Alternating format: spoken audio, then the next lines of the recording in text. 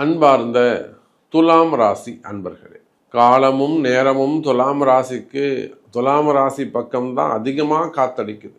ஊரில் ஒரு பழமொழி சொல்லுவாங்க, அவனுக்கு சுக்கிரதசடா, சுக்கிரதசன் கோரையை பிச்சுட்டு கொட்டுறாரு அப்படின்வாங்க.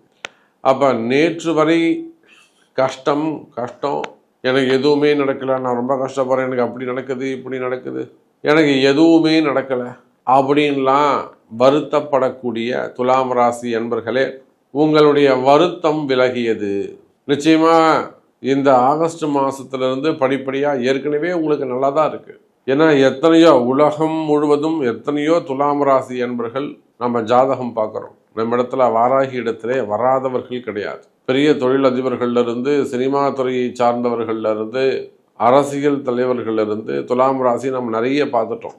அப்போ எனக்கு தெரிஞ்சு 80% துலாம் ராசி என்பவர்கள் நல்ல முன்னேற்றம், அவங்க கஷ்டத்துலேருந்து விடுபட்டு வெளியில் வந்துட்டாங்க, புதிய வாழ்க்கை ஆரம்பிச்சிட்டாங்க.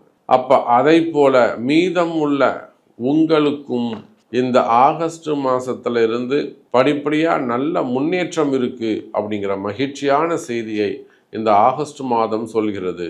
முழு விவரங்கள் உள்ளே.